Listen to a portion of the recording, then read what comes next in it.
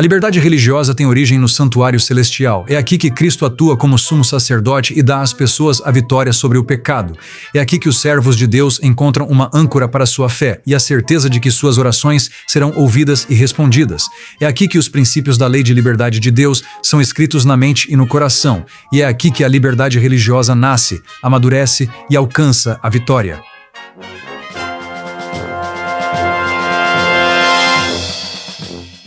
Depois que João Batista identificou Jesus Cristo como o Cordeiro de Deus, 2 dos discípulos de João começaram a seguir Jesus. Então Jesus se virou, viu que os seguiam e disse-lhes: "O que buscais?" Eles disseram-lhe: "Rabi, onde moras?" Esses 2 homens talvez não tivessem percebido, mas acabaram de fazer uma pergunta fundamental sobre a fonte da liberdade religiosa. Porque a liberdade religiosa vem de Deus. Ela se origina no lugar onde Deus habita. Em resposta, Jesus disse-lhes: "Vinde e vede." Eles foram e viram onde ele morava e permaneceram com ele naquele dia. Onde Deus habita e o que o lugar onde ele habita tem a ver com a liberdade religiosa. A Bíblia fornece respostas fascinantes a essas perguntas. Após Deus ter milagrosamente libertado os israelitas do exército egípcio, Moisés liderou a nação de ex-escravos em um cântico de louvor. Ele começou: "Cantarei ao Senhor, porque triunfou gloriosamente. O cavalo e o seu cavaleiro lançou no mar." Vários versículos depois, Moisés exclamou: "Na tua misericórdia conduziste o povo que redimiste, guiaste-os com a tua força à tua santa habitação." Quando Deus libertou Israel da escravidão, ele não os deixou no Egito, a terra do seu cativeiro. Nem os libertou e disse: "Agora vocês estão por conta própria. Vão encontrar uma terra de liberdade." Em vez disso, Deus os guiou para sua habitação sagrada. Alguns versículos depois, Moisés revelou onde está localizada a habitação sagrada de Deus. "Tu os introduzirás e os plantarás no monte da tua herança, no lugar, ó Senhor, que fizeste para habitares, no santuário, ó Senhor, que as tuas mãos estabeleceram."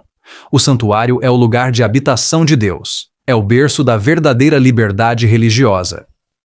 Quando Deus libertou Israel da escravidão, seu propósito era levá-los a esse lugar de verdadeira liberdade. O plano de Deus foi revelado pouco tempo depois, quando ele disse a Moisés: "E me farão um santuário para que eu possa habitar no meio deles." O santuário não é apenas uma relíquia da história, valiosa apenas para aqueles com interesse no culto dos antigos israelitas. Aquela estrutura construída no deserto e os templos posteriores construídos em Jerusalém eram modelos do verdadeiro lugar de habitação de Deus no céu. O livro de Hebreus diz: "Ora, a suma do que temos dito é que temos um sumo sacerdote tal que está assentado à destra do trono da majestade nos céus, ministro do santuário e do verdadeiro tabernáculo que o Senhor erigiu e não o homem." Esse sumo sacerdote no santuário celestial é, claro, Jesus Cristo. A Bíblia diz: "Visto que temos um grande sumo sacerdote que penetrou nos céus, Jesus, o Filho de Deus, retenhamos firmemente a nossa confissão, porque não temos um sumo sacerdote que não possa compadecer-se das nossas fraquezas, mas em tudo foi tentado como nós, porém sem pecado. Vamos, portanto, com confiança ao trono da sua graça, para que possamos obter misericórdia e encontrar graça para ajudar em tempos de necessidade." Muitas pessoas têm uma ideia vaga, se é que tem alguma, do que Jesus Cristo tem feito no céu desde a sua ascensão há quase 2000 anos. A Bíblia é clara que o Redentor não voltou ao céu, colocou uma cadeira de praia e tirou uma soneca merecida. Nem o Salvador pulou em um motorhome puxado por anjos e embarcou em uma turnê de vitória pelo universo. De jeito nenhum. Em vez disso, o Cordeiro de Deus começou imediatamente a trabalhar como sumo sacerdote da humanidade. E o que isso significa? O livro de Hebreus identifica pelo menos 3 resultados específicos do trabalho de Cristo como sumo sacerdote. O primeiro tem a ver com a lei divina de Deus, o que Tiago chama de lei da liberdade.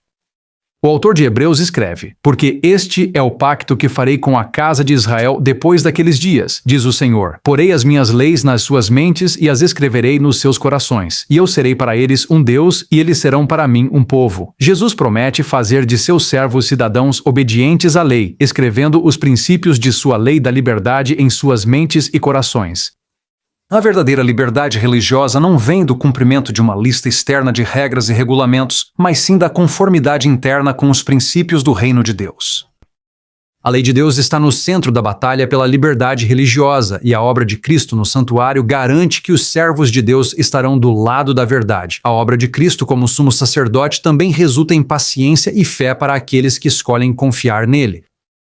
O capítulo 12 de Hebreus começa dizendo: Portanto, nós também, que estamos rodeados por tão grande nuvem de testemunhas, deixemos todo o peso e o pecado que tão de perto nos rodeia e corramos com paciência a corrida que nos está proposta, olhando para Jesus, o autor e consumador da nossa fé, que pela alegria que lhe estava proposta, suportou a cruz, desprezando a vergonha, e está sentado à direita do trono de Deus. Jesus teve que exercer tanto fé quanto paciência em sua vida, e se ele deve dar essas qualidades de caráter inestimáveis aos seus servos, naturalmente será a sua fé e a sua paciência que serão compartilhadas. Alguém pode estar pensando, essas são promessas agradáveis, mas o que a lei de Deus, paciência e fé têm a ver com liberdade religiosa? O livro do Apocalipse revela que eles têm tudo a ver com a liberdade religiosa e com os eventos finais da história da Terra. O capítulo 13 do Apocalipse prediz a marca da besta, a tentativa final de Satanás de compelir a consciência e forçar a falsa adoração em todo o mundo. Apocalipse capítulo 14, versículo 12, revela como evitar receber a marca da besta. Aqui está a paciência dos santos. Aqui estão os que guardam os mandamentos de Deus e a fé de Jesus. Estas são as 3 qualidades de caráter exatas que resultam do trabalho de Cristo no santuário. Não podemos obedecer por nosso próprio poder. Não conseguimos reunir fé suficiente com nosso próprio poder. Não conseguimos esperar pacientemente em Deus com nosso próprio poder. Em nosso próprio poder, permanecemos escravos indefesos do pecado e deste mundo. Mas através da obra de Cristo no santuário celestial, nos é prometida a capacidade de obedecer, confiar e esperar. Através do santuário, nos é prometida a vitória sobre o pecado e a verdadeira liberdade religiosa. Para o rei Davi, o santuário representava um lugar de proteção, liberdade e libertação de seus inimigos. No Salmo 27, o rei guerreiro escreveu: Uma coisa pedi ao Senhor, e a buscarei, que eu possa morar na casa do Senhor todos os dias da minha vida, para contemplar a beleza do Senhor e meditar no seu templo, pois no tempo da adversidade ele me esconderá no seu pavilhão. No segredo do seu tabernáculo, ele me esconderá. Ele me colocará sobre uma rocha. A liberdade religiosa tem origem no santuário celestial. É aqui que Cristo atua como sumo sacerdote e dá às pessoas a vitória sobre o pecado. É aqui que os servos de Deus encontram uma âncora para a sua fé e a certeza de que suas orações serão ouvidas e atendidas. É aqui que os princípios da lei de liberdade de Deus são escritos na mente e no coração. E é aqui, no santuário celestial, que a liberdade religiosa nasce, amadurece e alcança a vitória. Sem uma compreensão bíblica do santuário, a liberdade religiosa não pode ser devidamente entendida. Negar a existência de um santuário celestial e a única realidade que resta é a escravidão ao pecado. O aviso se aplica a indivíduos e a igrejas. Qualquer igreja que ignore ou esqueça o santuário acabará por perder todo o evangelho e se transformar em tirania espiritual. O caminho de Deus está no santuário e sua promessa de liberdade religiosa é encontrada no lugar onde ele habita.